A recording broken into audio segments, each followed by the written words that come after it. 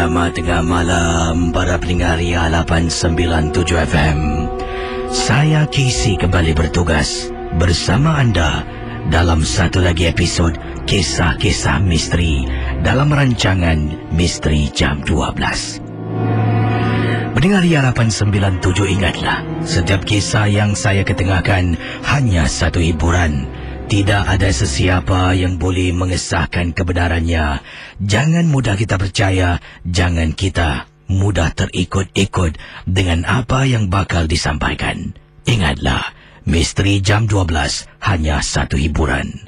Bersama saya pada tengah malam ini, saya ada seorang teman undangan menemani saya yang akan juga terus membacakan lebih banyak kisah misteri dan sama-sama kita akan jawab panggilan dan sebagainya dalam rancangan Misteri Jam 12. Apa khabar, Zah? Kabar baik, Casey. Ya, dan kita boleh cuba dapatkan ya, cuba tes. Ya, okey. Okey, boleh. Ini boleh tarik ke sana sikit, Zah. Ya, tarik sikit. Dan kita akan teruskan dengan kisah-kisah misteri anda di Ria 897.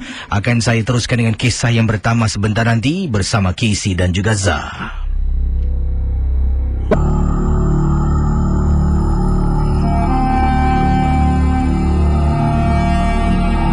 Pendengar Ria 897. Sementara Zar mengumpul cerita seram yang bakal disampaikan kepada anda, saya akan bacakan kisah yang pertama. Boleh, Zar? Sebentar nanti kita akan kembali. Boleh, Casey, silakan. Ya, dan kita akan teruskan. Saya akan matikan mikrofon Zar dahulu sementara dia mencari cerita, dan saya akan sampaikan kisah yang pertama pada tengah malam ini. Di sini ingin saya bacakan pengalaman misteri yang dikirimkan oleh pendengar kita yang bernama Lily. Lily berkongsi, katanya, Assalamualaikum Casey dan juga selamat tengah malam kepada semua pendengar Misteri Jam 12. Nama saya Lily dan saya ingin ketengahkan satu pengalaman peristiwa yang menakutkan pada saya. Pernah, Casey, saya balik rumah. Saya tinggal di salah sebuah kawasan, salah sebuah blok di Sengkang. Pengalaman yang saya ingin ceritakan apabila saya keluar dari tempat letak kenderaan, letak kereta berdekatan dengan blok rumah saya. Saya tak nak sebut nombor bloknya. Dan kata Lily, peristiwa yang menyeramkan ini berlaku apabila dari jauh saya dengar seolah-olah ada suara, bunyi suara wanita perempuan mengilai.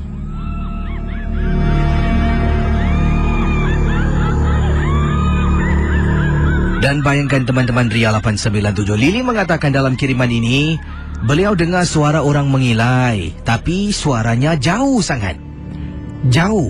Saya terus tertoleh ke belakang mencari dari manakah suara itu datang.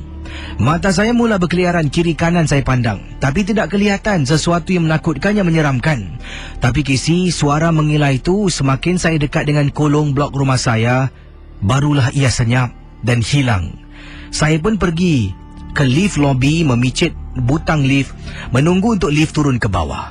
Sesaat saya nak masuk ke dalam lift, saya dengar ada orang bercakap di belakang saya.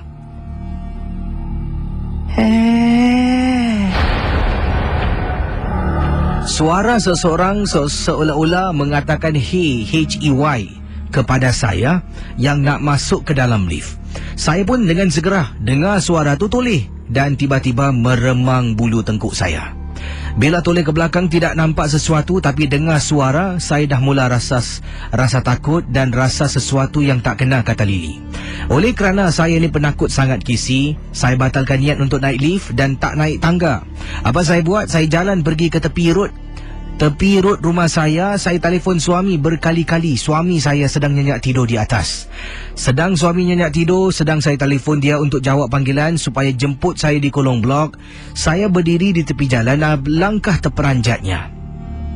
Di jalan seberang ataupun di seberang jalan, kata Lily, ada perhentian bas ataupun bus stop. Di bus stop tersebut duduknya seorang wanita. Duduk seorang diri. Waktu di tangan saya dah lewat malam. Mana ada bas, Casey, lalu dekat depan tu. Jadi apa yang berlaku, kata Lily, apabila saya nampak wanita tu duduk seorang, sambil telinga saya ni dilekatkan telefon lah, menunggu suami jawab, saya rasa macam ada benda yang tak kena tentang wanita yang saya lihat di hadapan saya.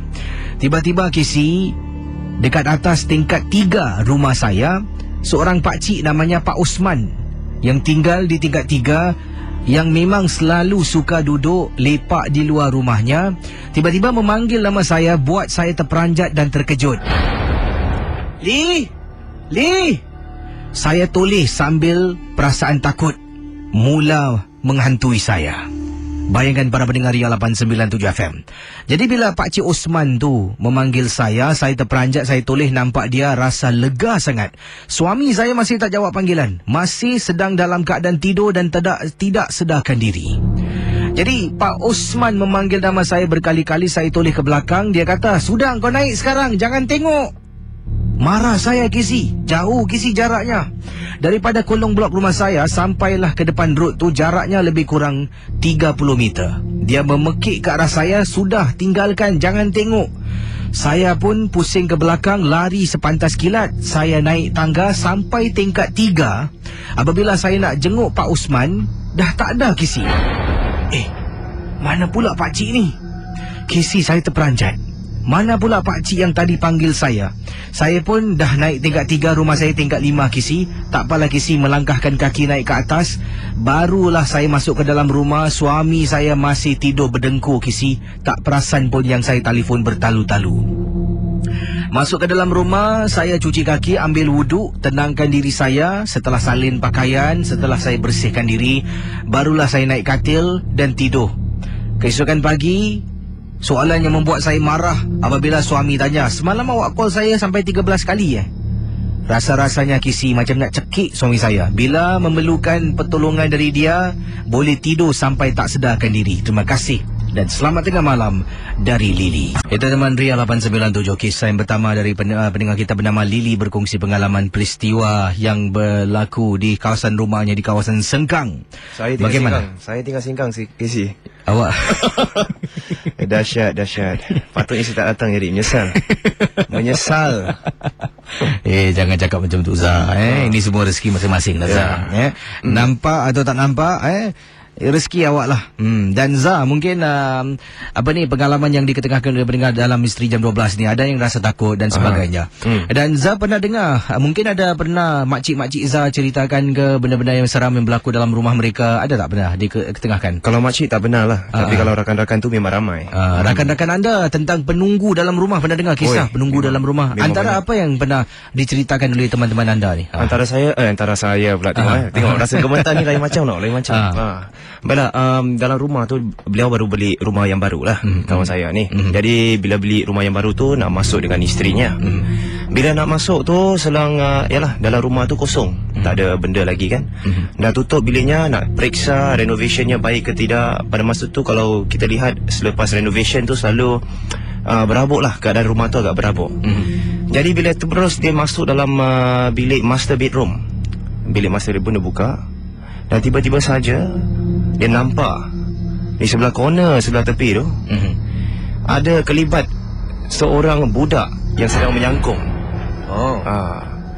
Jadi terus dia terperanjat, dan budak itu dengan perlahan-lahan melihat, toleh ke belakang dengan perlahan. Jadi terus dia rasa bergementar. Dia seorang saja tu, Kisi. Jadi itu menjadi satu masalah. Dan budak tu terus melangkah ke arahnya dengan perlahan. Terus dia tercegat begitu, dan terus, Kisi, dia menjerit sekuat hati, hilang benda tu. Jadi yang benda tu hilang tu yang nampak seorang lah. Yang nampak seorang.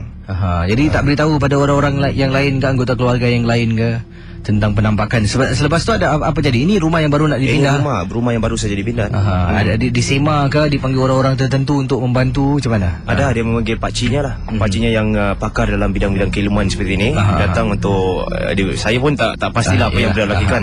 Tapi menurut hemat beliau telah pun diusir keluar benda yang ada kat dalam tu. Dan juga pernah saya dapat satu kisah ni, dan ini cerita yang baru diberitahu kepada saya, dan berlaku diberitahu kongsi dengan saya pada hujung minggu lalu ketika saya mengendalikan satu majlis persandingan di Singapura. Datang seorang pakcik ni lah, bila saya sedang putarkan lagu kan, dia pun mula cerita. Mula-mula disalam lah, "Kisi ke?" "Ya, saya." Dia pun buka story, dia cerita kan, dia bertugas sebagai pengawal keselamatan. Dan saya tak nak sebutkan nama bangunannya, sebuah bangunan yang agak yang agak terkenal di Singapura lah. Jadi Jadi katanya beliau tugas ni ada kalanya waktu malam tu seorang diri, dan ada kalanya ada teman. Kalau seorang diri tu lazimnya kalau seorang diri, kalau mungkin tempat-tempat lain tu sebab syarikat keselamatan yang beliau tugas ni kadang-kadang tak cukup manpower kaki tangan ni, jadi akan dikerahkan orang-orang yang bertugas dua, akan diambil manpower satu orang ni hantar ke tempat lain lah. Jadi pada waktu kejadian Pak Cik ni ceritakan yang berlaku pada beliau di salah sebuah bangunan yang cukup terkenal di Singapura ni, temannya malam tu patut bertugas dengan beliau, oleh kerana ada tempat lain tak cukup orang, jadi terpaksa ambil temannya dikerahkan di tempat itulah. Alamak. Jadi malam tu dia sedang bertugas, datang seorang wanita di betul-betul dekat tepi pintu guard room tu lah. Dari luar tu ada kamera. Jadi wanita tu berdiri depan guard room tu lama. Beliau tengok dari kamera tu yang diletakkan luar pintu guard house lah. Dan selalunya kalau orang yang nak masuk ke dalam bangunan tu akan diri di sana lama. Jadi beliau pun pada mulanya memang tak layan wanita tersebut sebab dia tak ketuk pintu. Lama kelamaan bila dah lebih kurang 10 minit, bila dia pandang balik ke monitor tu, dia nampak wanita tu masih berdiri depan pintu guard room.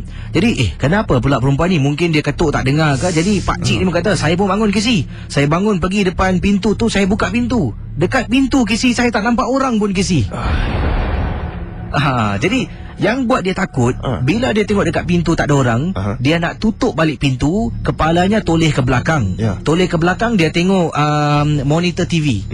Monitor TV tu menunjukkan ada perempuan sedang berdiri, tapi depan pintu tak nampak apa-apa. Kemudian dia terdengar suara bayi menangis. Sekaligus benda ni berlaku serentak dan dalam masa yang singkat. Dengan segera dia tutup pintu, dia pun istighfar, dia kembali ke tempat duduknya. Monitor TV depan pintu guard house tu dia matikan. Sebab benda tu tak nak berganjak. Dan setelah 1 jam dia hidupkan balik, benda tu masih berdiri depan pintu, tak nak bergerak-gerak. Sampailah waktu subuh, selepas dia solat subuh, dia hidupkan balik, barulah dah tak nampak lagi makhluk yang berdiri depan pintu. Wah, kalau Zah dalam situasi macam tu lah, mungkin seorang pengawal keselamatan macam mana? Kalau saya tak tahu masih lagi hidup ke tak lah. Mungkin dah pingsan lah. Dah pingsan lah. Itu dia. Memang bukan sedang sebab saya tabik spring lah dengan mereka yang bertugas sebagai pemandu teksi. Mereka bertugas sebagai seorang jururawat yang bekerja waktu malam ni. Dan Zah, pengalaman yang Zah nak baca kiriman email ni, seterusnya dari siapa ni? Balas seterusnya saya akan bacakan dari perkiriman Hanis yang berasal dari Johor Bahru. Dan dia berkatakan, Assalamualaikum. Dan kisah dari Hanis Baik, kita akan saya tidak ingin ganggu Zar. Zar harus dalam mood berkongsi kisah dalam Misteri Jam 12. Ingat, suara tu harus tukar. Dan harus membawa pendengar ke alam yang diceritakan dalam kiriman email yang Zar terima. Para pendengar 897, kalau sudah bersedia, kita teruskan Misteri Jam 12 dengan kisah selanjutnya.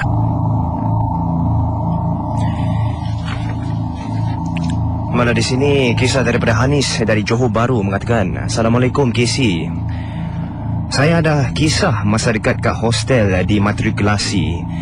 Dan untuk pengetahuan KC dan semua, matrikulasi ni sebenarnya merupakan sebuah tempat yang pelajar-pelajar pandai dan pintar KC.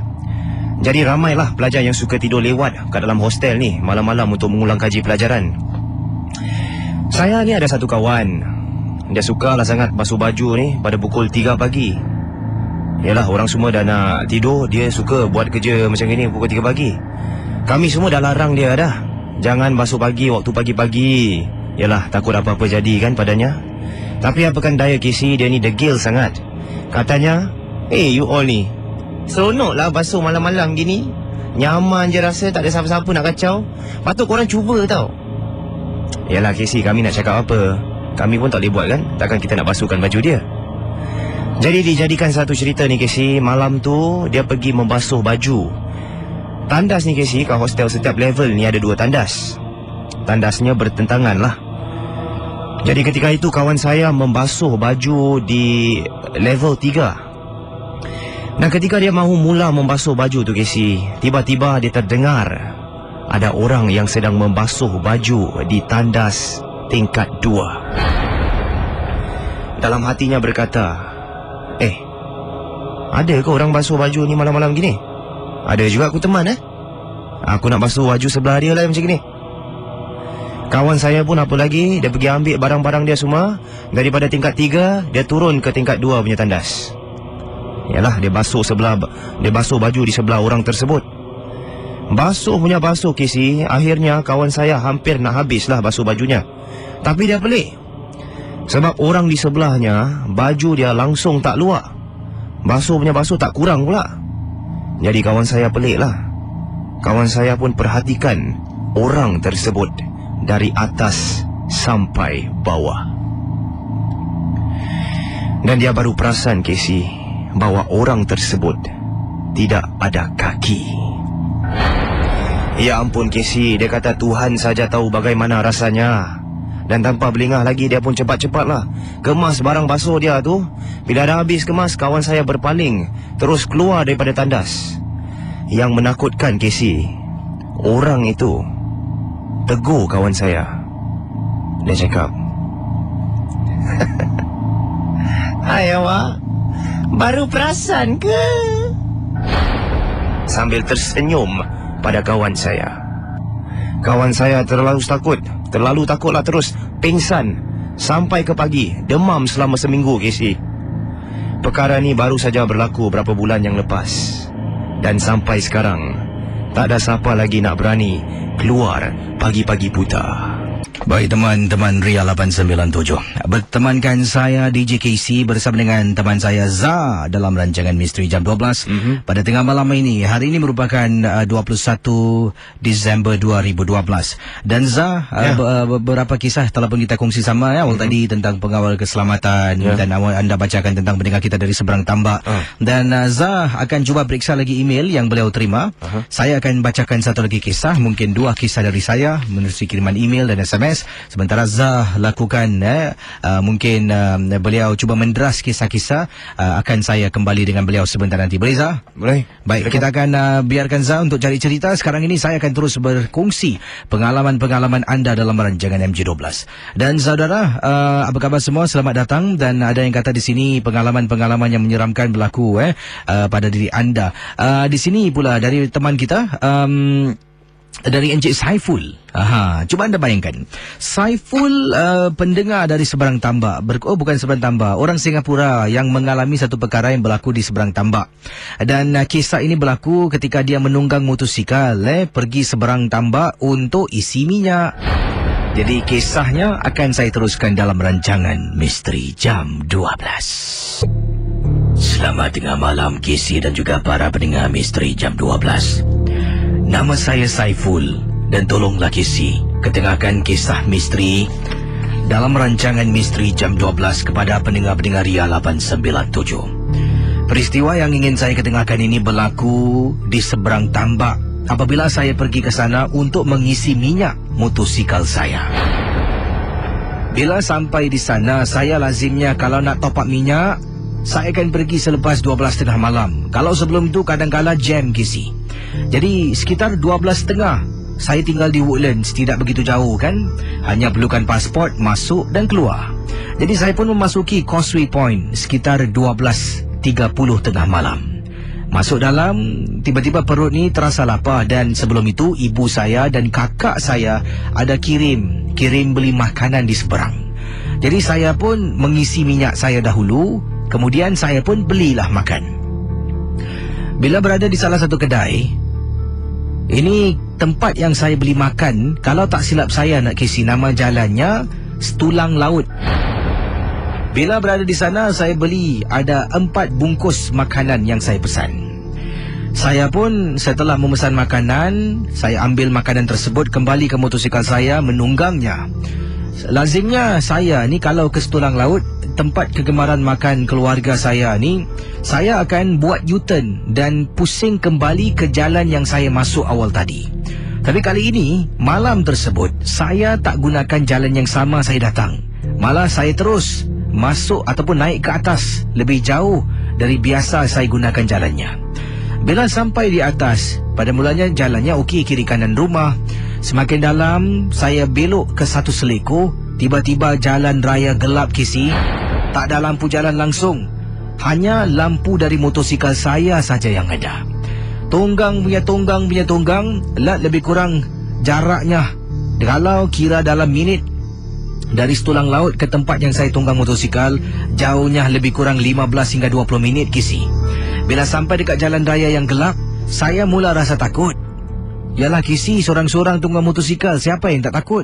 Mula menyesal pilih jalan ini. Sebab teman saya pernah ceritakan pada saya, kalau gunakan jalan di atas tu, boleh cepat sampai, tak perlulah pusing jauh-jauh. Saya pun jalan, mungkin saya tersalah seleko. Jadi bila saya berhentikan motosikal, saya keluarkan telefon bimbit, telefon kawan saya, nak tanya jalan ke mana nak pergi. Sedang saya keluarkan telefon bimbit berbual dengan teman saya. Jadi saya pun bercakap-cakap dengan teman saya di telefon ni. Teman saya pun mulalah ceritakan pada saya jalan belok mana. Rupa-rupanya memang benar, saya dah tersalah seleko. Sebenarnya saya harus pusing pada seleko yang kedua. Kali ini saya pusing seleko yang pertama, jarak daripada tempat yang saya tinggalkan awal tadi. Jadi kisi, bila dah salah belok, saya pun letak handphone tersebut, saya masuk poket balik. Bila saya pusing, terperanjatnya kisi, saya nampak tanah perkuburan. Bila dah nampak tanah perkuburan di kawasan itu, saya terus menjadi gamam kisi. Mulut saya tak henti-henti baca Al-Fatihah sepanjang perjalanan menunggang motosikal. Kisi, apabila saya sampai, saya dah tak tahu nak jalan mana. Nasib baiklah saya dapat kembali ke tempat yang tadi saya menunggang motosikal, iaitu di Setulang Laut bila saya beli makanan. Bila sampai dekat restoran Setulang Laut, bila saya menunggang, saya perhatikan ramai orang yang sedang makan, yang sedang meniaga. Semua toleh tengok saya. Kenapa pula orang-orang ni toleh tengok aku ni? Dan di depan sana tu adalah satu lagi jalan raya, T-Junction. Jadi bila nak masuk ke seleko belok kanan di T-Junction, saya berhenti sebab ada kereta dan motosikal lalu di hadapan saya. Bila saya berhenti, dari ujung kisi, saya dengar suara seorang lelaki tua. Nak. Saya pusing tengok seorang pakcik sedang panggil saya.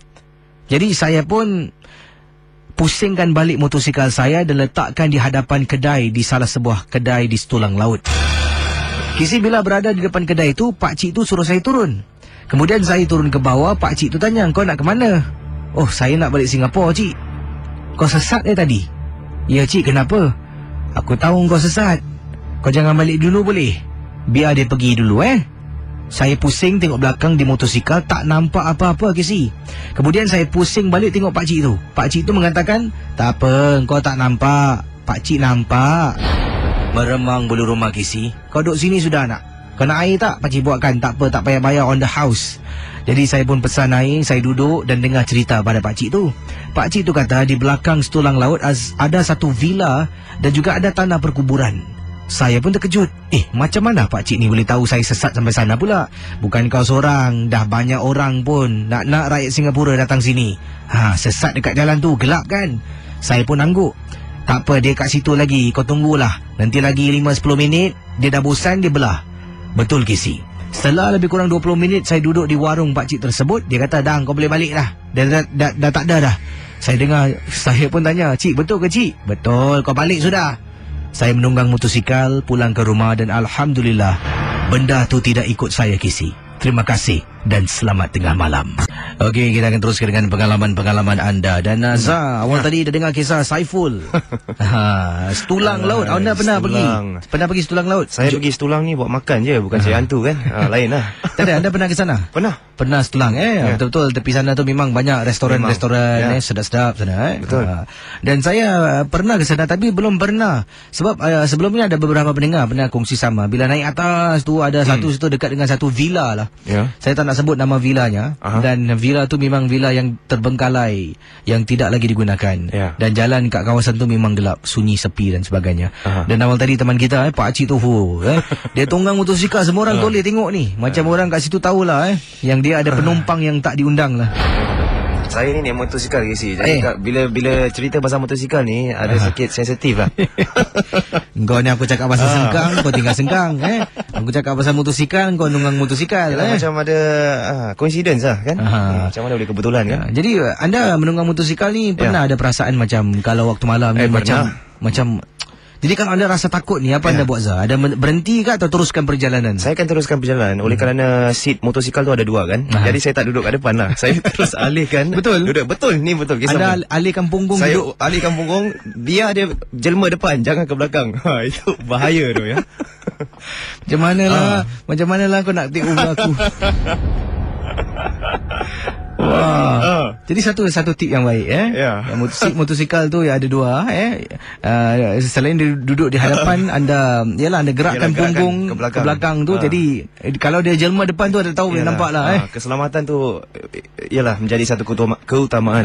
Satu tip yang baik. Dan Zar, ada kisah yang ingin diketengahkan? Okey, di sini kisah oleh seorang pendengar yang bernama Shorty di sini. Shorty dah bacakan semalam? Dah semalam. Dah bacakan belum? Belum. Okay. Belum lagi. Kita akan kongsi bersama pengalaman daripada pendengar namanya Shorty. Dan kita terus tinggalkan Zah dengan kisahnya dalam rancangan Misteri Jam 12. Baik, sini sebuah cerita dari Shorty. Assalamualaikum teman-teman setia Misteri Jam 12. Waalaikumsalam. Nama saya Shorty dan ingin saya menceritakan tentang satu peristiwa yang agak pelik dan seram yang telah terjadi di tahun 1998 semasa saya belajar di Australia. Malam-malam itu saya telah keluar seketika bersama seorang teman baik lah. Dan bila saya keluar, bila saya pulang ke rumah ni, saya berkongsi rumah ni bersama 3 orang teman. Ialah semua tukar duit, kita rent satu rumah. Jadi agak pelik lah bila kami dapati masa tu bila kita nak balik rumah tu dalam keadaan gelap. Dan mereka yang kat dalam tu semua sudah pun tidur. Waktu itu hanya dalam jam 1 pagi. Dan mereka ni semua sebenarnya burung hantu, jadi tak tahulah kenapa diorang tidur awal sangat. Kami tinggal bersama di rumah teres 2 tingkat. Dan pada malam itu rakan lelaki kami pun ada tidur di living room di tingkat 1. Bilik-bilik tidur semua terletak di tingkat atas, Casey. Dan saya berkongsi bilik itu bersama seorang teman. Pada malam itu saya tertidur agak siang sikit. Tapi dalam sekitar jam 3 pagi saya tersadarlah dan ternampak seperti teman saya tertunduk di bawah meja makan di tepi saya. Pikirkan teman tu, saya bersuara lah. Saya ingat tu teman saya bersuara, entah mengapa lah. Suara saya tak boleh keluar, Casey. Saya cuba sekali lagi, tersekat-sekat.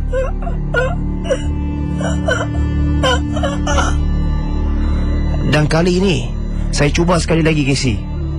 Suara saya tergagap. Nak tanya apakah rupa itu.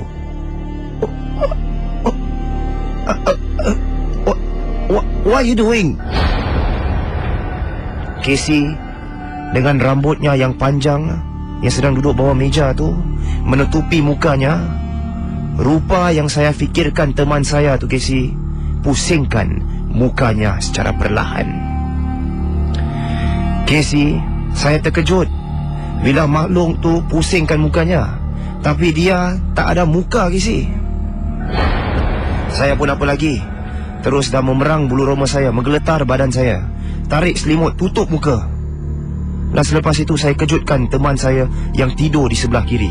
Ataupun saya fikir sedang tidur di sebelah kiri lah. Dia tak bangun-bangun. Wake up. Duk. Apabila saya berdiam seketika, saya rasa tilam saya di bahagian kaki, termasuk seperti ada orang tekan ataupun duduk. Saya buat bodoh je lah. Dan terasa selimut saya ditarik perlahan-lahan beberapa kali. Casey, entah macam mana saya boleh buka selimut saya, terus saya tutup muka saya. Perlahan-lahan saya tarik semula buka. Dan apa saya nampak tu agak menyeramkan, Casey. Kerana di hadapan saya sekarang bukan saja ada satu lembaga hitam, tapi banyak lembaga hitam yang sedang melihat ke arah saya.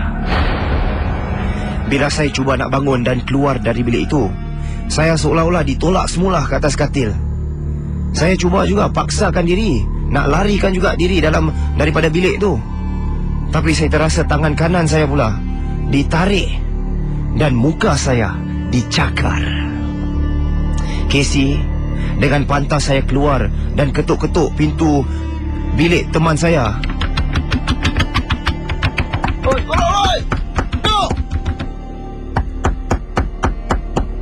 Saya pun dah tak tahan lagi, Casey. Saya terus lari ke bawah dan lompat di atas rakan lelaki saya yang sedang tidur di atas sofa. Saya tepuk dia, memanggil, Trent, wake up, Trent. Tapi dia tak sadar-sadar, Casey. Saya lihat di tangga, saya toleh ke tangga.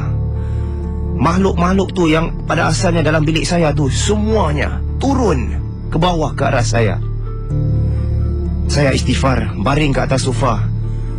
Dan lagi menarik lagi, Casey, baju saya ni saya tarik terus tutup kat muka saya. Berada di posisi bagai udang kena bakar. Saya tutup, takut menggeletar, Casey. Dan tiba-tiba saya dikejut oleh teman-teman saya menanyakan, kenapa ni saya tidur kat bawah dalam keadaan macam ini? Dan kenapa badan saya ni basah? Cek-cek muka saya ni ada calar. Saya pun ceritakanlah apa yang terjadi. Dan seorang teman saya memberitahu bahawa pada malam itu, Casey, mereka semua sebenarnya telah bermain Ouija board.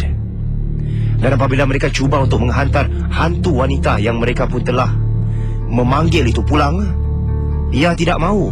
Dan lilin-lilin yang mereka pasang serta lampu-lampu dalam rumah itu tiba-tiba terpadam. Dan mereka telah meninggalkan board itu di bawah tempat tidur saya. Patutlah semua naik kacau saya. Calar-calar badan, muka ni sampai dah tak cantik lagi. Baiklah, Casey, itu saja cerita yang ingin saya berkongsi. Saya ingin memberi nasihat pada teman-teman Misteri Jam 12. Janganlah bermain benda-benda yang memuji semangat-semangat ni semua. Pasti akan sesuatu yang akan terjadi. Pendengar di halaman 97 Casey dengan teman saya Za bersama anda. Dan ada yang tanya bagaimana nak ejaan nama Za. D-Z-A-R Ya. Za, itulah nama ejaan yang anda patut gunakan. Bukan Z-E-H, bukan Z-E, tapi D-Z-A-R, Za. Dan Za, mungkin sekarang ini dalam latihan lah satu hari nanti kalau mungkin anda, ini semua terpulang pada anda.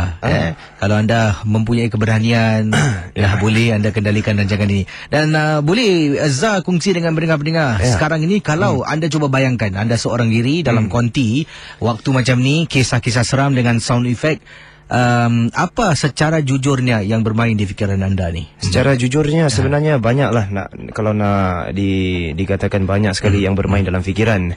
Kalau saya ni baca kan, kalau nak menjiwai setiap email yang telah pun dikirimkan oleh para pendengar ni, kalau betul-betul nak menjiwai, memang dalam kepala otak ni banyak sangatlah benda yang boleh dibayangkan. Jadi saya tak tahulah macam mana. Respect betul lah Kak Casey kalau boleh buat ni seorang-seorang kan. Kalau saya tak tahulah. Taklah Za, nanti dah lama-lama akan jadi biasa. Saya pun ada juga masa-masa mood-mood, kalau mood segan saya datang, semua lampu saya buka. Kalau mood tak segan saya datang, saya waktu tu kira macam mood, wah, memang tak mood beranilah. Lampu semua saya tutup. Tapi memang saya terkejut. Kalau tadi Casey membacakan emailnya dengan keadaan lampu tertutup, saya tak pernah buat part timing duty dengan lampu yang tertutup. Ini pertama kalilah saya lihat. Ini memang hardcore lah Casey kira.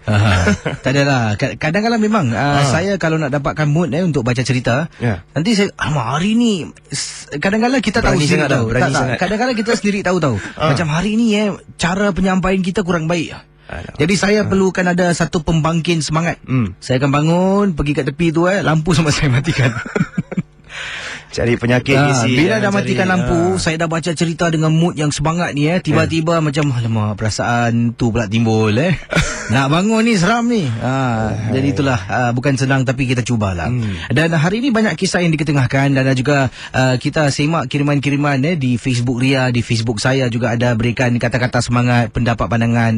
Ada yang kata Za bagus, dah boleh bersedia lah untuk gantikan tempat saya. Sebab 2 orang, belum seorang lagi. Ada yang kata Za boleh, tapi suara tu kena slow down sikit lah. Jadi nanti mungkin lah, ini sama-sama lah kita belajar. Dan Za pun sekarang ni memang sedang berlatih, dan hari ini malam terakhir, esok Za tak ada akan bercuti. Jadi malam ni Za bersama dengan saya cuba timba seberapa banyak ilmu yang boleh lah dari pendengar-pendengar Ria, apa yang mereka inginkan. Dan mungkin kita akan teruskan dengan kisah selanjutnya. Tetapi sebelum tu ada kiriman-kiriman SMS yang ingin saya sempurnakan pada tengah malam ini. Ada yang kata kat sini penyampaian yang baiklah untuk Za dari Norisman Ismail yang kirimkan message. Ada juga di sini daripada Uber Mardi kata, Za satu penyampaian yang baik, tapi kalau suara dapat kenalkan dengan situasi cerita lebih baik, dan telo tu kena lepaskan. Tak tahulah telo apa kata Uber. Uber Mardi kata. Dan Kak D kata, siapa tu Za? Kisi macam potensi je untuk gantikan Kisi. Steady lah Za. Dan banyak lagi lah message yang saya terima ni. Ada kata Kisi, dengar kabar Kisi dah tak nak kerja lagi ke? Betul ke? Saya pun baru dengar ni. Betul ke sih? Baiklah para pendengar Ria 897 FM. Sementara Za menyimak kiriman email, saya akan bacakan pengalaman-pengalaman selanjutnya dalam rancangan Misteri Jam 12. Kita akan teruskan dengan kisah-kisah yang diketengahkan pada tengah malam ini. Dan ingatlah, setiap kisah yang diketengahkan hanya satu hiburan saja. Berikut ini adalah pengalaman seorang pendengar, dan beliau mengatakan mengisahkan pengalaman yang menyeramkan ini berlaku ketika menjalani perkhidmatan negara di Pulau Tekong. Perkara ini berlaku agak lama dahulu. Waktu itu kita ada route march tengah-tengah malam Kisi. Dan pengirim kita namanya Zulkifli berkongsi peristiwa yang menyeramkan. Bila ada route march pada tengah-tengah malam, kita beramai-ramai haruslah bergerak berjalan single file. Yang pertama sampailah orang ataupun askar yang terakhir. Saya orang yang terakhir. Saya berjalan di belakang, paling belakang sekali. Dan sebenarnya bila sedang berjalan beberapa kali sebelum kita bila kita mulakan perjalanan route march di dalam hutan di Pulau Tekong ini, kata Zulkifli, saya macam ada rasakan sesuatu ikut kami dari belakang. Sejak petang lah sampailah ke malam. Jadi bila malam dah tiba, sedang saya berjalan dengan kawan-kawan yang lain pada tengah malam tersebut, kami waktu berehat tu mula cerita-cerita yang seram. Saya menegur mereka dan juga ada teman-teman yang lain menegur. Dan saya menegur ni sebab saya tak suka dengar dan tak nak dengar. Maklumlah Kisi, saya orang yang terakhir. Takut-takut nanti ada benda ikut saya dari belakang. Jadi setelah kami berehat, kami pun mula bercerita. Jadi saya marah, saya kata jangan. Mereka tetap teruskan bercerita. Saya pun malas nak bangun sebab dah penat sangat. Saya duduklah, cubalah pekakkan telinga, tapi dengar juga Kisi pengalaman-pengalaman satu persatu. Yang lain bercerita dan yang lain juga berkongsi pengalaman. Setelah berehat, kami mulakan lagi teruskan route march kami. Apa yang berlaku? Orang yang terakhir adalah saya. Sedang saya berjalan, saya terdengar suara tangisan seorang perempuan di dalam hutan. Mata saya berkeliaran mencari tangisan wanita tersebut. Kisi, memang benar, tangisan amat jelas. Yang hairan, teman-teman saya ni semua tak dengar. Dan Kisi, apa yang berlaku? Saya berhenti. Bila saya berhenti pada malam yang dimaksudkan itu, katanya Zulkifli, saya lihat kiri kanan belakang depan hutan. Tak dengar, tak nampak pun, tapi dengar suara tangisan tu. Mata saya berkeliaran. Saya tak pasti berapa lama saya berdiri. Apabila suara tu hilang, saya sedar. Bila saya tengok depan, kawan-kawan saya semua dah hilang. Rupa-rupanya saya tak bergerak. Kawan semua dah tinggalkan saya. Saya naik takut. Saya mula sebut-sebut dan pekik-pekik nama kawan, tapi tidak seorang pun menyaut Kisi. Apabila kali ketiga saya nak pekik, terdengar suara lagi tangisan. Kalau awal tadi suaranya agak jauh, kali ini dekat. Bila saya toleh, benda tu betul-betul tepi saya di bawah pohon sedang menyangkung Kisi. Para pendengar Ria 897, kata Zulkifli, bila ternampak wanita tu sedang menyangkung, saya istighfar dan jalan. Setiap kali saya bergerak, setiap kali itulah saya rasakan saya berada di tempat yang sama. Sesaat kemudian, saya dengar ada orang panggil nama saya. Zul! Zul! Hai Zul, kau kat mana? Kisi, orang sebut panggil nama saya dengar. Tapi saya tak nampak mereka, Kisi. Saya masih berdiri. Saya teriak balik, tapi tak boleh kesampaian suara saya. Mereka macam tak dengar. Wanita tersebut ada di belakang saya, lebih kurang jarak 10 meter, sedang menangis. Teman-teman Ria 897, saya teringat akan apa yang diceritakan oleh pakcik saya.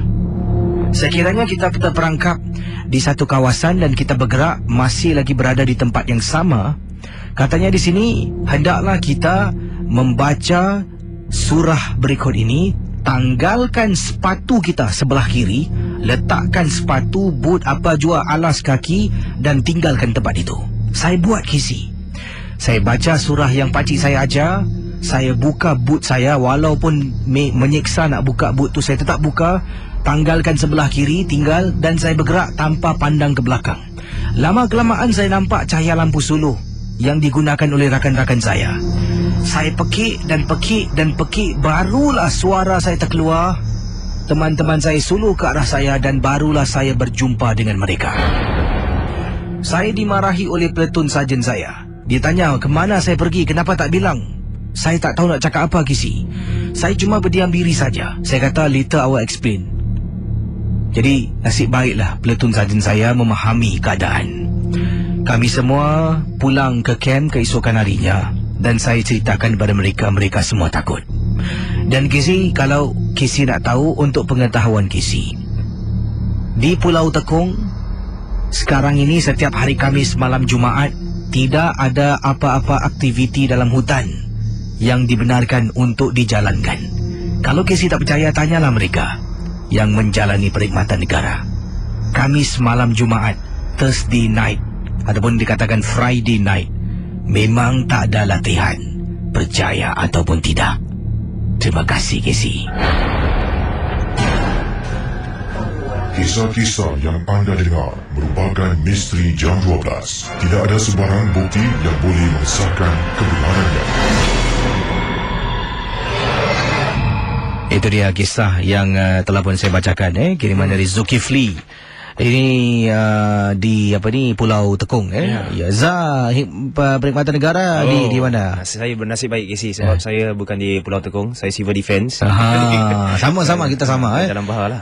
Jalan Bahar. Jalan Bahar pun tu juga. Itu pun ada banyak cerita juga. Jadi Jalan Bahar anda berlatih juga di CDA yang baru lah. Di CD yang baru dan juga yang BRTC lama tu. Dan juga kat kubur tu. Itu final exercise tu. Banyak. Dan sebenarnya sebelum ni juga ada pendengar-pendengar yang cerita tentang BRTC yang lama lah. Sekarang ni dah tak ada bercakap lah. Dulu ada tak bercakap, kena rahsiakan. Jadi ada pernah menceritakan, dan saya juga pernah berjumpa dengan, pernah berjumpa dengan salah seorang WO, warrant officer yang dah pinjin lah. Yang pernah cerita pada saya, yang beliau pernah menjaga detention barrack di BRTC dulu. Jadi pernah pendengar menceritakan di detention barrack atas tu, bumbung tu selalu kadang-kala dengar bunyi macam orang berlari, bertapak dan sebagainya. Ada juga penampakan benda tu duduk sorang-sorang. Dan WO tu menceritakan kepada saya, itu adalah salah satu pengalaman yang beliau pernah alami sendiri. Dan antaranya beliau pernah dengar benda bertapak di atas. Pada mulanya dia ingatkan munduk, sebab kawasan tu dah lama kan, banyak munduk. Jadi dia keluar, tak silap saya dia nak pergi beli air di vending machine lah. Bila dia patah balik tu, teringat nak jenguk ke atas, dia menjenguk. Alangkah terperanjatnya, dia nampak ada perempuan sedang duduk dekat atas bumbung. Tapi tak tahulah jauh mana kebenarannya. Ingat, MJ12, Misteri Jam 12 hanya satu hiburan saja. Baik, Zah, sudah bersedia dengan cerita selanjutnya? Ya, ada di sini. Dari siapa tu? Di sini adalah kiriman email daripada saudari Fiza di sini. Dan beliau mengatakan, okey, nak bawa sekarang. Pengalaman dari siapa? Fiza. Pengalaman daripada Fiza. Ni ada cerita bila berapa tahun yang lama ke? Tak, ini sekitar 3 atau 4 tahun yang lalu. Pengalaman menjelajah ke Bukit Brown. Jadi kita akan ketengahkan. Dan awal tadi kisah memang menyeramkan lah, dalam hutan dengan suara tangisan perempuan. Dan pernah Zah dengar tak kata-kata orang tua lah, kalau anda bergerak dalam hutan ke, dan anda pusing-pusing tempat yang sama lah, seolah-olah jalan aku masih berada tempat yang sama. Pernah anda dengar ada orang-orang mengatakan, tanggalkan sepatu, tak tahulah sebelah mana, kiri kanan. Dalam kisah ni kata sebelah kiri. Tinggalkan sepatu anda di tempat tu, kemudian jalan. Itu saya tak pernah dengar betul seperti itulah. Itu yang pertama kali bila Kisi ceritakan tu yang saya muskil tu. Jadi nantilah satu hari bila Zah dah pusing-pusing tempat sama, tukang motosikal tanggalkan sepatu dan terus tungganglah, tengok macam mana. Baik, kita akan teruskan kisah dalam rancangan Misteri Jam 12.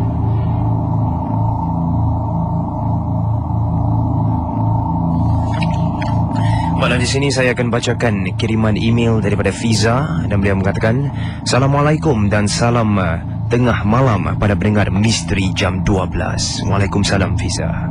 Saya Fiza.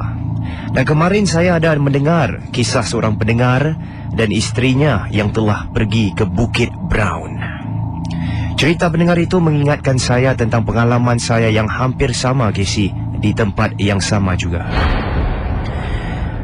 Kisah ini berlaku sekitar 3 atau 4 tahun yang lalu, saya kurang pastilah. Saya, suami, serta anak-anak dan keluarga makcik saya di waktu itu sukalah sangat pergi tempat-tempat yang keras ataupun angker.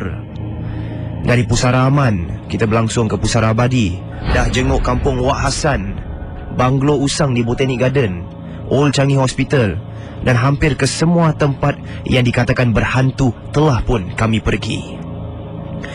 Kami bukanlah ingat nak melihat hantu, tapi sekadar ingin merasakan. Nak rasa aja suasana yang berlainan. Kadang-kadang tempat ni kan sejuk, nyaman. Jadi hampir setiap minggu, Casey, kami pasti akan pergi adventure. Dan tempat yang saya rasa amat menyeramkan ialah kampung Wak Hassan dan Bukit Brown yang akan saya ceritakan ni. Saya bersama keluarga sekitar 12 orang, termasuk anak-anak saya yang ketika itu baru berusia 7 tahun dan 6 tahun. Semuanya saya bawa pergi ke Bukit Brown. Dan di sepanjang perjalanan masuk ke dalam Bukit Brown tu, Casey, di sebelah kiri saya nampak terdapat rumah-rumah banglo, dan di sebelah kanan pula terdapat kubur Cina yang lama.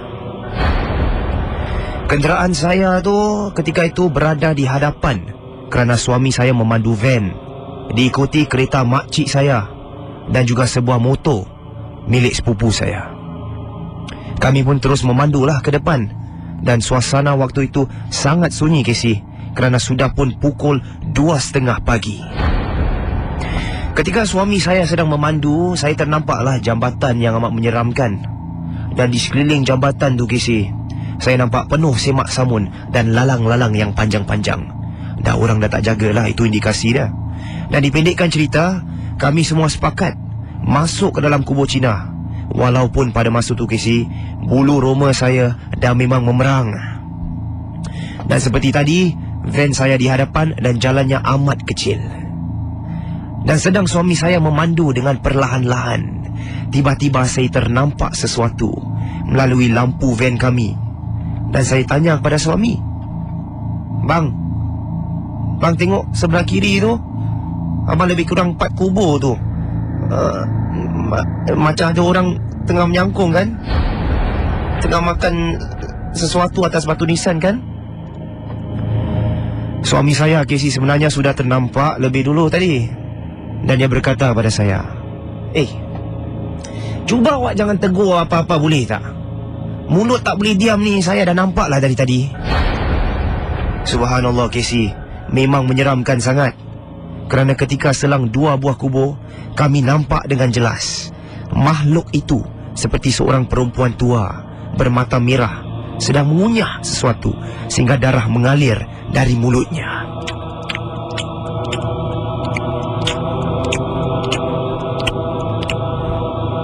Saya terus pusing ke belakang, Casey, sambil berdiri dan melambai-lambai ke arah kereta makcik saya. Nak beritahu mereka lah, jangan tengok kat sebelah kiri, sebab dalam kereta tu anak-anak saya ada kat dalam. Takut kalau mereka nampak pula. Suami saya marah. Suami berkata, awak ni boleh duduk diam-diam tak? Saya langsung jawab, Bang, saya takut bang, anak-anak tu nanti nampak benda tu macam mana. Awak diamlah, kan pakcik ada kat dalam kereta tu, dia tahulah apa nak buat. Saya pun duduk diam, Casey. Kembali duduk, mulut saya tak henti-henti membaca ayat kursi. Suami kata, buat tak nampak je. Dan dia terus memandu laju sikit. Dan selepas melepasi kubur tadi, Casey, di hadapan kami ada sebuah pokok yang besar. Di sekeliling pokok tu dibalut pula dengan kain kuning. Dan ada juga beberapa lampu colok yang ada di sana. Dan sedang saya memerhatikan pokok itu, Casey, handphone saya tiba-tiba berbunyi. Makcik yang duduk kat sebelah belakang tu tengah call saya, menghubungi saya dan suruh saya pandu laju sikit dan terus keluar dari situ sekarang juga. Saya pun muskil lah. Kenapa tiba-tiba makcik saya ni call suruh pandu laju sikit, padahal dah laju dah. Saya pun tanya, Kenapa nak pandu laju sikit ni? Makcik saya kata menerusi telefon, ada sesuatu yang tak kena dengan anak bongsu saya. Dia suruh saya terus pergi ke rumah pakcik yang merupakan abang sulung pada makcik saya yang seorang ustaz. Makcik saya dalam perjalanan tu, dia jalan lah, telah pun menghubungi pakcik suruh turun tunggu bawah blok sebab ada kecemasan. Dan setibanya kami di bawah blok tu, saya terus langsung Casey pergi ke kereta. Yalah, anak bungsu saya prihatin lah apa yang dah jadi. Saya melihat anak saya, dan Casey, alangkah terperanjatnya saya Casey, anak bungsu saya dah seperti dalam kerasukan. Matanya terbeliak sambil melihat ke atas. Dia mengerang dan suara-suaranya seakan suara perempuan tua. Aduh.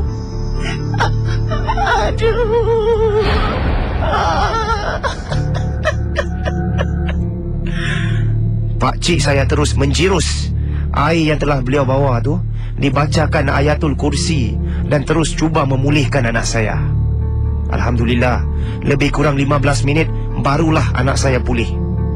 Kata pakcik saya, Casey, ada perempuan tua tu yang suka pada anak saya ni dan ingin bermain dengan anak saya. Dan perempuan tua yang saya dan suami saya nampak di Bukit Brown itulah yang telah merasuk anak kami. Dan apalagi, kami semua terus marahlah pada pakcik saya kerana bawa anak pergi tempat yang tak senonoh ni. Jadi itulah pengalaman saya, Casey. Dan tolonglah Casey, beritahu kepada semua pendengar, jika mereka ingin pergi adventure, janganlah sampai bawa anak-anak kerana semangat mereka tidak kuat. Sekian, terima kasih dan selamat tengah malam. Selamat tengah malam semua pendengar-pendengar Ria 897.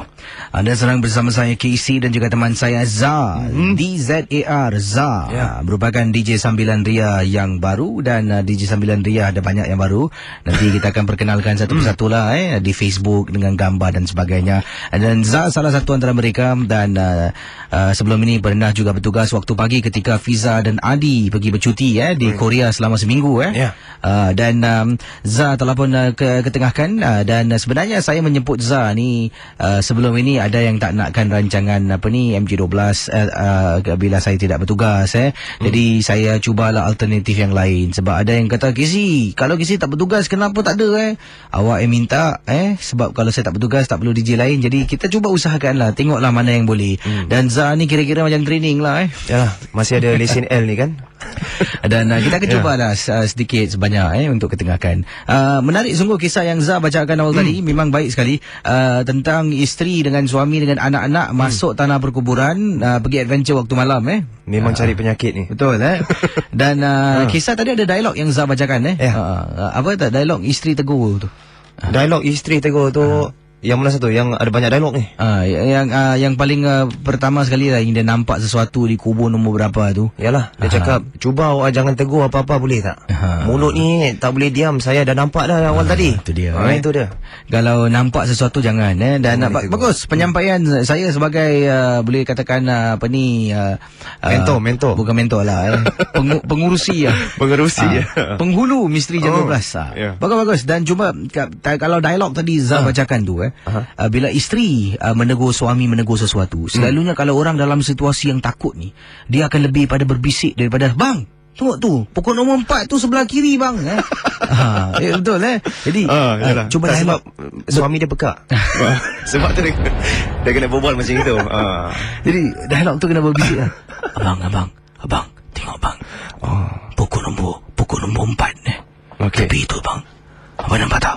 Awak ni apa ni? Tengok macam ni. Awak jangan meripik lah. Okey. Saya tulis.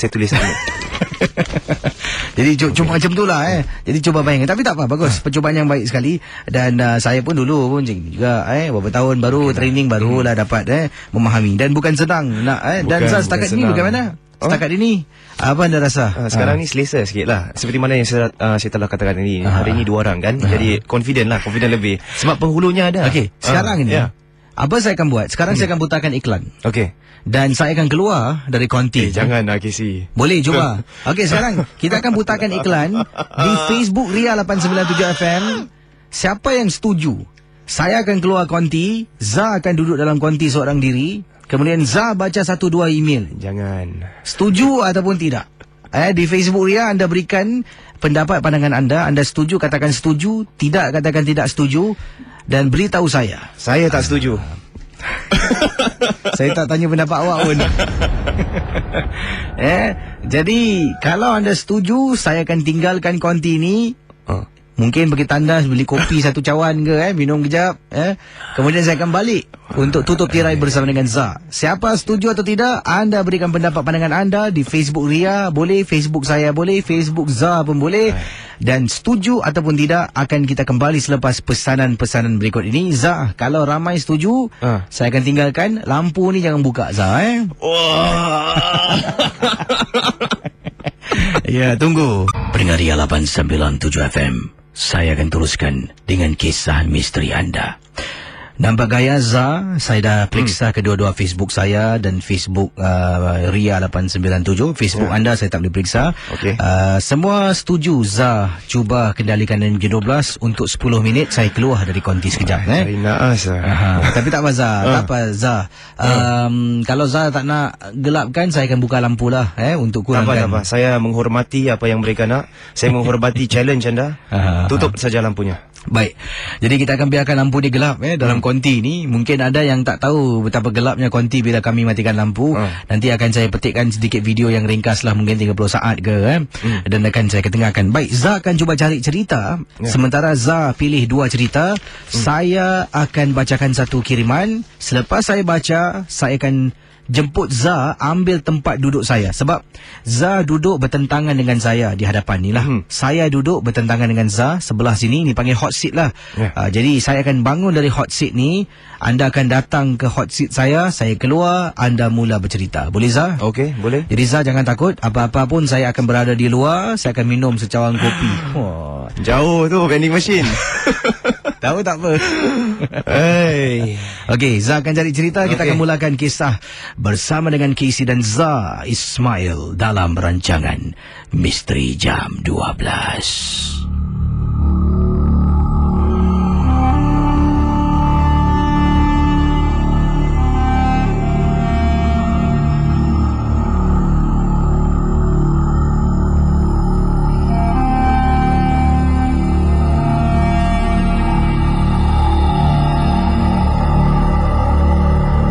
Selamat tengah malam teman-teman Misteri Jam 12. Saya akan bacakan kisah sebelum Zah mengambil alih tempat saya untuk seketika. Dari kiriman Encik Syabidin berkongsi peristiwa yang menyeramkan. Casey, isteri saya pernah dibuat orang, pernah kena rasuk di sampuk, dan suara yang dikeluarkan pelbagai suara yang menyeramkan.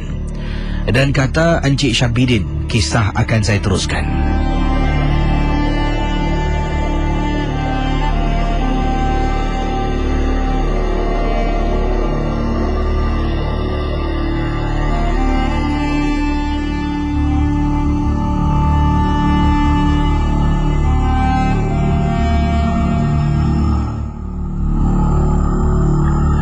Encik Syabidin menceritakan beliau pernah dalam situasi yang menakutkan. Dikatakan di sini di mana istrinya pernah kena rasuk, kena sampuk dan mengeluarkan suara yang bermacam-macam yang membuat anak-anak beliau takut. Antaranya suara yang sering keluar adalah isteri saya setiap kali kalau waktu-waktu dia kena rasuk, kena sampuk, dibuat orang, akan terkeluar suara seorang nenek tua. Betul Kisi. Dan setiap kali itulah bila saya baca surah-surah seperti surah Yasin, dia akan meraung kesakitan. Anak-anak saya ketika itu dah pun saya hantar rumah mak sementara waktu saya ubatkan isteri. Casey, cuba Casey bayangkan. Dia akan mula dirasuk selepas waktu maghrib dan ini akan berterusan sampailah pukul 3-4 pagi barulah benda tu pulang. Dan Casey memang mengganggu. Malam-malam hari dia akan menyanyi. Dia juga akan masuk dapur ambil gunting nak kerat tangannya. Itulah yang berlaku kepada isteri saya. Ini saya dapat tahu perbuatan orang yang mengkhianati saya dengan isteri. Yang mungkin tidak dapat lihat kebahagiaan kami, tidak boleh terima kebahagiaan kami. Sampai sekarang saya tak tahu siapa yang membuatnya. Tapi yang paling menyeramkan, pertama kali isteri terkena perbuatan ini, anak-anak masih duduk di rumah. Waktu tu anak belum lagi berpindah tinggal dengan mak saya, Casey. Kata Cik Syabidin, tengah-tengah malam saya bangun dari tidur, saya dengar anak saya menangis. Bila saya keluar dari bilik, ternampak Casey pintu bilik anak saya terbuka. Anak-anak saya sedang berdiri di atas katil. Kakak peluk adik, adik peluk kakak. Apabila saya tengok, isteri saya di penjuru rumah sedang duduk menyangkung tengok tembok. Jadi bayangkan para pendengar di 897 FM. Anak-anak menangis ketakutan. Saya masuk bilik, buka lampu, ternampak isteri duduk menyangkung, sedang melihat dan memandang ke arah tembok. Anak-anak, kakak dengan adik berpeluk ketakutan, berdiri di atas katil. Saya memanggil mereka keluar dari bilik. Bila mereka keluar, saya pun panggil isteri saya berkali-kali. Panggil dia tak menyaut. Sesaat saya nak menghampiri, isteri saya toleh ke belakang, mata terbeliak, lidahnya terjelir keluar. Sambil memerhatikan saya, "Apa kau mau? Apa kau mau?" Marah Casey saya beberapa kali. Saya terkejut dibuatnya. Saya pun keluar tinggalkan isteri. Saya kata pada anak-anak, "Mama tak sihat. Duduk sini kejap Anak saya duduk dalam bilik saya dengan isteri. Jadi bayangkan para pendengar di 897 FM. Yang diceritakan oleh pendengar kita memang cukup menakutkan. Jadi apa yang berlaku, kata Cik Syabidin, bila anak-anaknya disuruh masuk ke dalam bilik, beliau melayan istrinya yang ada di dalam bilik anaknya yang sedang menyangkung dalam situasi yang yang menyeramkan lah. Bila Cik Syabidin sedang berdiri sambil membaca Ayatul Kursi, istrinya dalam keadaan menyangkung berpusing kemudian mula merangkak dengan nada suara isteri yang keluar. "Abang, tolong bang, jangan baca bang, panas." Casey melihat keadaan isteri memang menyeramkan. Isteri saya sampai cium kaki saya, suruh minta hentikan saya dari membaca Ayatul Kursi. Saya terus baca. Kemudian anak-anak datang, melihat ibunya. Anak-anak menangis, tarik baju saya, kata, Baba stop it."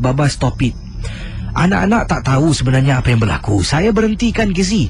Bila saya hentikan daripada membaca surah-surah, isteri yang kemudian kembali ke asalnya, iaitu dalam keadaan dirasuk, menggigit ibu jari kaki saya sampai berdarah. Anak-anak menangis terpekik. Saya terus membaca. Dalam keadaan kesakitan, cuba konsentrasi membaca sampai isteri saya lepaskan. Malam tu saya telefon bapa mentua saya dengan mak saya. Mereka berdua datang Casey. Dua keluarga, mak saya dengan bapa mentua saya, datang berjumpa dengan kami. Anak saya ikut bapa saya dengan mak saya.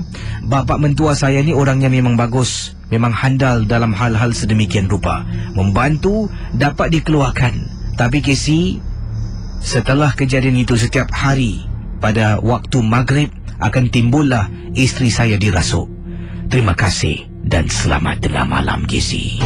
Okey Zah, sudah bersedia Zah? Okey, sudah. Bagus Zah, sini duduk sini. Bangun.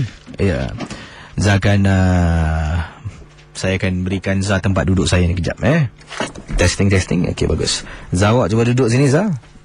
Biar cikgu tunjukkan Baik, sekarang ini dua feeder ni adalah untuk naik turunkan muzik. Jadi muzik. Yang ini pula untuk efek-efek lah. Kalau Zah nak main bunyi kalau berani lah Oh, dahsyat. Ini bunyi ni Ini bunyi wanita pekik Okey, tu bilik. Dan banyak lagi efek lah saya terah di sini. Dan teman-teman Misteri Jam 12, saya akan tinggalkan Zah. Nak dekat pukul 2 pagi lah. Zah akan cuba duduk di sini untuk membaca kiriman-kiriman email. Ada berapa cerita? 2 cerita? 1 cerita? Satu cerita Zah akan baca Ini cermin ni nak letak depan, boleh kalau saya pusingkan boleh ke sini? Boleh. Boleh Betul depan kami, depan DJ ni ada cermin. Cermin ni tak nak gunakan sekejap. Betul tak nak gunakan? Betul, jangan. Saya letakkan ni sebagai itulah. Baik. Ya, blind spot lah. Check blind spot kan. Sekarang saya akan tinggalkan Zah. Lagi Zah. Okey. Zah pakai headphone ni. Cuba test, boleh dengar suara? Okey, boleh. Kalau kuat sangat, pelan sangat, boleh. Ni bawah ni adjust, boleh? Okey. Boleh Okey, ni tekan ni play. Untuk sound effect. Dan saya akan tinggalkan Zah. Dengar dia. Akan saya kembali sebentar nanti. Mana pula slipper saya? Slipper bawah sini, sorry. Tak maaf Baik, saya akan tinggalkan Zah dalam bersama anda untuk kendalikan satu kisah. Dan Zah apa, awak panggil saya nak beli kopi. Terima kasih Zah. Jangan lama sangat Okay, bye.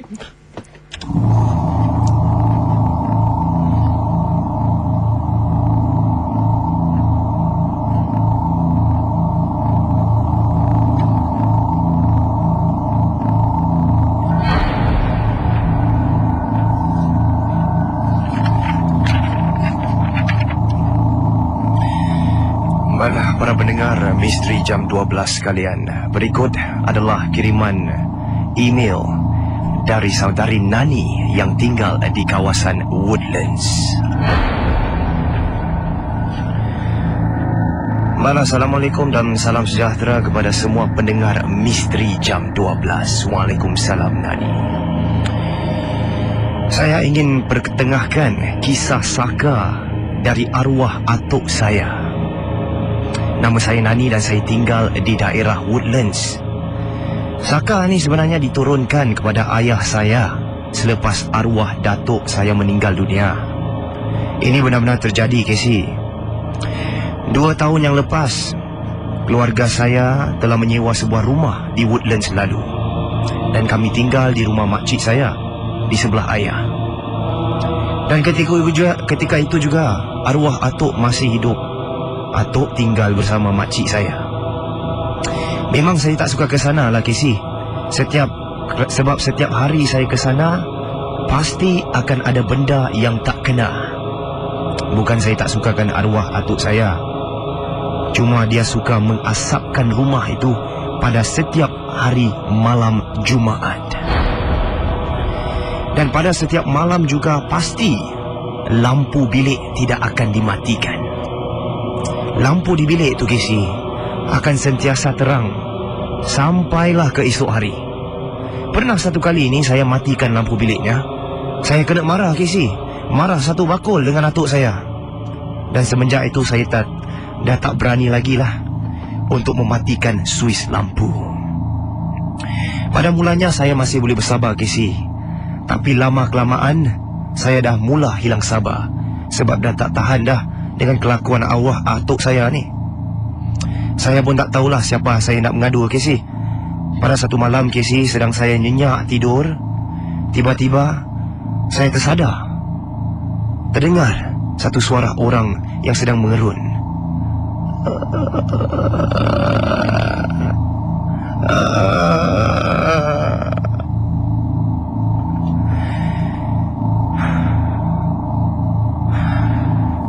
Pada ketika itu, saya tidur di ruang tamu.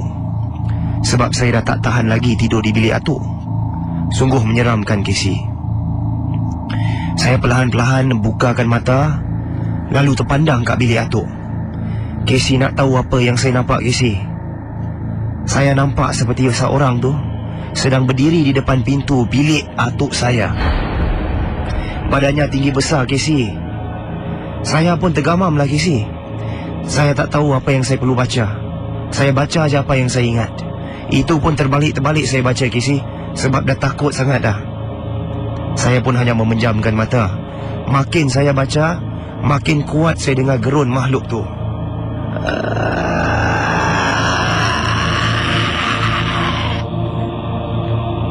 Dan tiba-tiba saja suara saya hilang. Pada keesokan harinya, Casey, saya dah tak ada choice dah. Saya terpaksa mengadu ke ayah saya. Ayah saya marah kepada saya, Casey, mengatakan ini semua karut.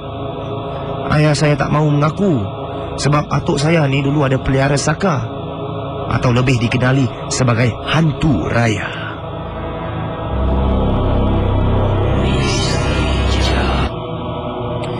Padahal ayah saya tahu Saya hanya tinggal di rumah tu hanya beberapa bulan saja, kerana saya dah tak tahan lagi dah. Mau atau tak mau, ayah saya terpaksa angkur, kata ibu dan adik-beradik saya. Bukan saja dah lihat benda tu, adik saya juga pernah nampak benda tu sedang bertenggek di atas lauk yang makcik saya masak. Bukan saya tak mau, bukan saya mau burukkan makcik saya, Casey. Selepas masak lauk, makcik saya tak pernah nak tutup lauknya. Jadi saya agak muskil lah. Dia biarkan lauk yang dia dah masak tu terbuka begitu saja. Itu dah menjadi tabiat makcik saya yang melakukan sedemikian. Sampai saya nak makan pun tak ada selera, Casey. Saya pun tanyalah pada makcik saya, "Cik, kenapa tak tutup lauk ni?" Makcik saya pun jawab, "Tak apa, nanti ada orang makan." Saya terkejut, Casey. Siapa orang yang dimaksudkan tu? Nak dipendekkan cerita, Casey, saya fikir selepas arwah atuk saya meninggal, Saka ini sudah hilang. Ataupun antara adik-beradik ayah saya ni dah adalah jadi penggantinya. Tapi saya silap, Casey. Ayah saya, dia boleh terima Saka tu daripada atuk saya tanpa pengetahuan kami sekeluarga. Saya jadi marah, Casey. Alasan ayah saya ni, dia dah tak sanggup melihat atuk saya siksa bila nak mati nanti. Jadi dia menerima Saka daripada atuk saya. Dan menurut ayah saya, dia berkata, "Kau faham-faham je lah, arwah atuk kau sudah lama meninggal dunia. Yang kita lihat tu hanya jasadnya saja." Saya terkejutlah dengan apa yang saya dengar tu, Casey. Dan sepanjang ayah saya ada di rumah, macam-macam gangguan yang saya dengar. Ibu dan mak saya pun pernah terlihat serupa muka macam ayah saya, padahal ayah saya tak ada kat rumah. Memerang bulu rumah saya. Mereka berdua asyik sering diganggu oleh benda-benda ni. Sehingga pada satu hari itu, peha ibu saya ni ada bekas lebam. Ibu saya sampai nangis kerana ketakutan.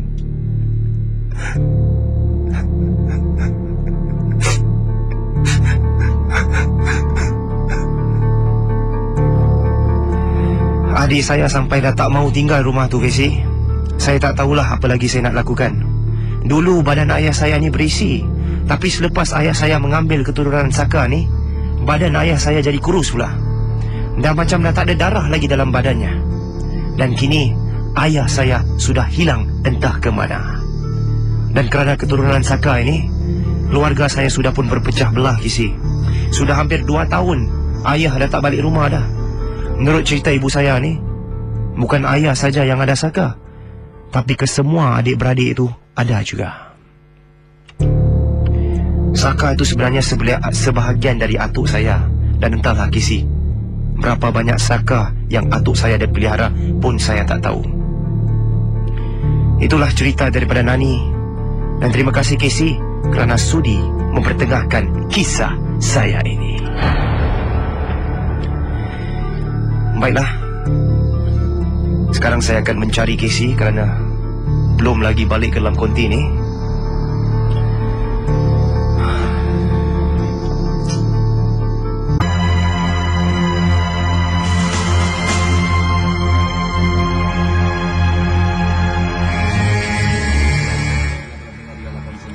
Pem ya, Zah. Bagaimana Zah?